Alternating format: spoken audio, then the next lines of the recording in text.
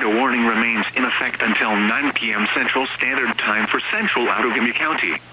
At 8:10 p.m. Central Standard Time, a severe thunderstorm capable of producing a tornado was located over Black Creek, moving southwest at 48 miles per hour. Expected hazards include tornado and quarter-sized hail. This is a radar-indicated threat.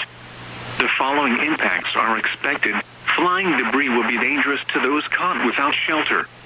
Mobile homes will be damaged or destroyed.